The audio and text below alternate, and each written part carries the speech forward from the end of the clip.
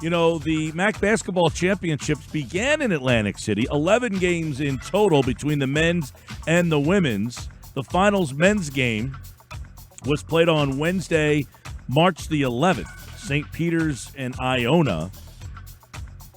And they were unable to finish the tournament because of what was going on, already underway. No tournaments, no NCAA tournament was played this year, so we will quite never know who was going to be the conference champion. However, will they be back in Atlantic City last year? Now, we know the MAAC Basketball Championship was supposed to be here this year, and with everything that's going on, it's hard to even project to next year, but Commissioner Rich Ensor is with me now on the Boardwalk Honda hotline.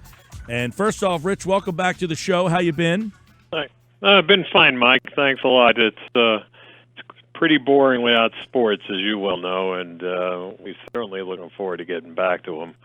But we got a lot of questions to get answered, and we are moving forward with 21 in Atlantic City, and we think by that point in time we'll be in a position to run sports. I just don't know exactly where we are in the fall yet, so right. Those things have to be taken care of yet. Right. Now, is that something, that was definitive, or did this year, matter in terms of coming back next year? What went into the decision to say, all right, we're going to be back in Atlantic City next season? Well, we had a 3-year contract, so, okay. We're contracted to come back, but we did have a great experience. That Iona-St. Peter's game you talked about, that was a barn burner of a game, back and forth. Great level of basketball, and St. Peter's pulled it off and defeated Iona, which had been our winner for 4 straight years. So that was a great start of the MAAC tournament.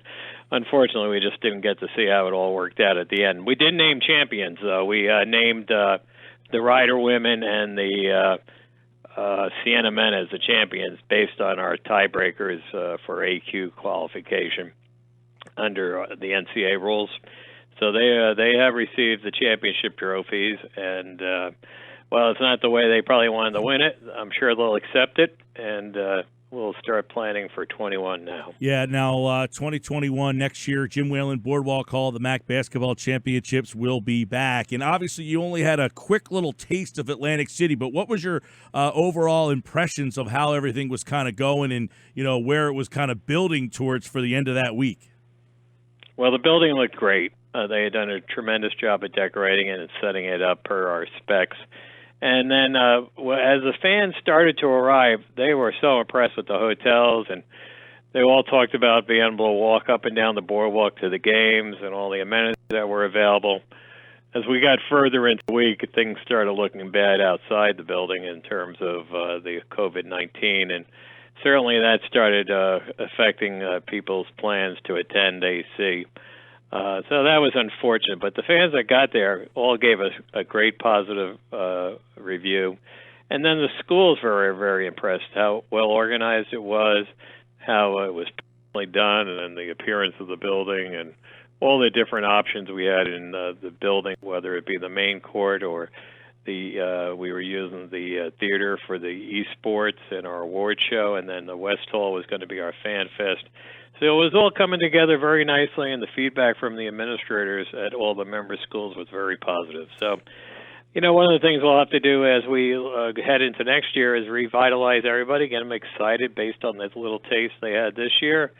And also, we likely will talk to the folks at the CRDA and the arena whether they want us to extend it another year as a make good for the fact that we weren't able to complete this year. So we'll have those conversations as business gets back to normal, probably in the next few months. But the MAAC is certainly committed to Atlantic City. Everything we saw was really positive and made our fans really want to come back. Well, that's good to hear. The men's and women's will be back for 2021. And let's just, what do you remember about those couple days? I mean, it seemed like it was like one by one things were kind of happening. I mean, you had to be in a really interesting, a tough spot that you never trained for. Like, what do I do in this situation? Like, What do you remember going back to those couple of days because of what was happening? Like all of a sudden these tournaments are canceling, and it was just like. But at that point, that seems like it was almost a year ago. About how much further we are now to when we were back at that time, just even making decisions.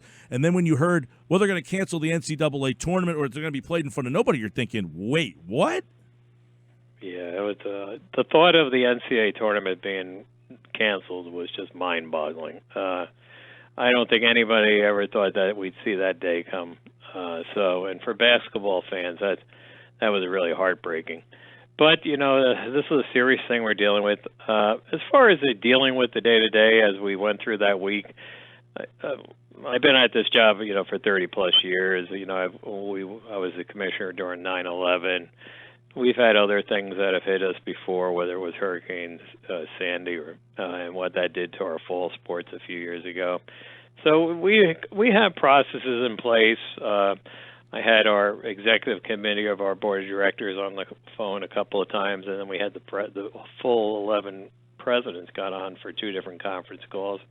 We were monitoring things with the NCAA. We have a member of our president's board that's also on the NCAA Board of Governors.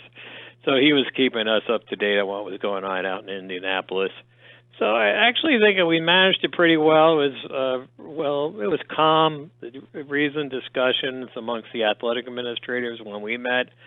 I met with the coaches individually a couple of times to talk to them about what may or may not be happening that day, and I think we handled it well. We finished the one women's game in the morning, and then we called it at the end of the tournament. So it wasn't like we had a team out there and we had to pull them off the floor or any of those dramatics.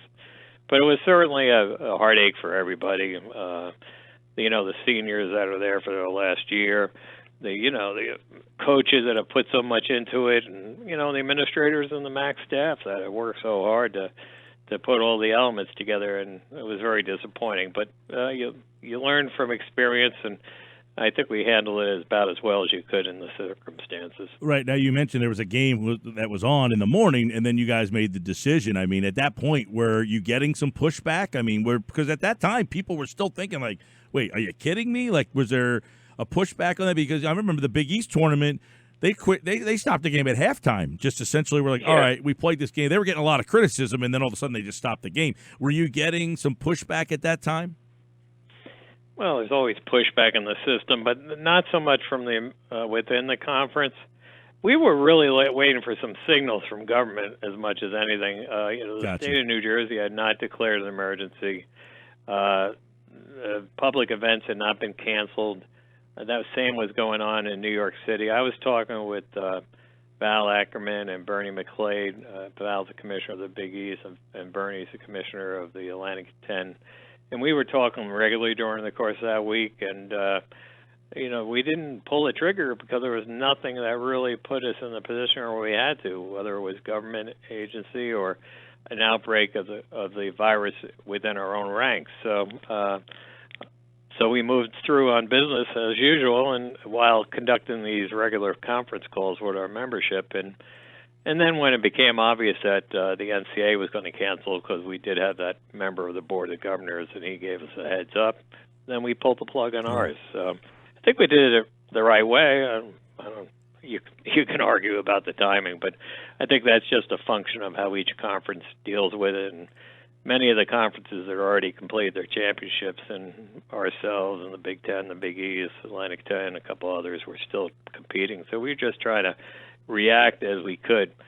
I know Greg Sankey from the SEC, who's an old friend, he's been critical of the NCAA and their communications on it, and there's something to be said there. But, hindsight's 20/20, and I think we all worked through it pretty well.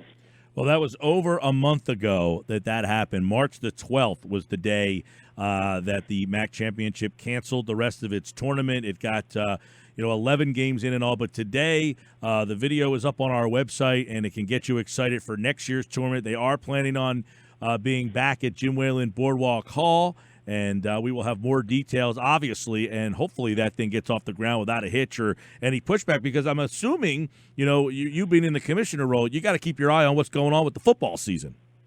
With football, they're talking about going to January. Right.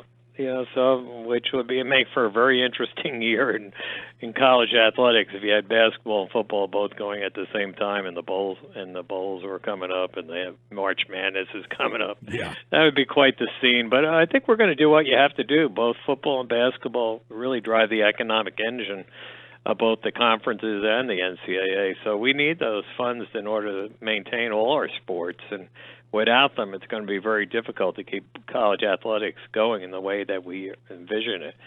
So, we're keeping an eye on that. I mean, right now, in terms of fall sports, we're not sure when our campuses are reopening. It's highly unlikely we're going to bring student athletes back on campus if they're not bringing students back on. So, a lot of question marks still have to be decided. Do we end up delaying the start of the fall sports maybe to October? Do we just play conference seasons? Do we do a truncated championship? There are a lot of different options that we could look at. Does basketball start on time? Does it start in December? So I'm sure we'll adjust as we have to in order to meet the state and local regulations, and also the health and safety of not only the student athletes but the student bodies in general. So these will be interesting days for the next 90, 120 days as the schools try to get themselves back up and operating as campuses, as higher education centers. That's our primary business. Crazy. And athletics just has to fit into the whole decision-making scheme. Rich Ensor, the commissioner of the Metro Atlantic Athletic Conference. The men's and women's basketball championships will be back in Atlantic City for 2021, and we look forward to that. Rich, keep us posted on the news of what's happening with the athletics at these universities. We certainly will, Mike. And I just want to thank all your listeners for their support this year. We really do look forward to coming back and putting on a great show for all the fans. Appreciate the time, Rich. Take care. Be well. Yeah, you too. Rich Ensor, the MAAC Commissioner. Follow him at MAAC Commish. You can give him a tweet with your thoughts on the tournament moving forward. That was the news that came down today that they will be back. He said they signed a 3-year contract, but obviously he did mention in there that they're going to try to see if they can get that extended with the CRDA because of the fact that they didn't really get to finish this year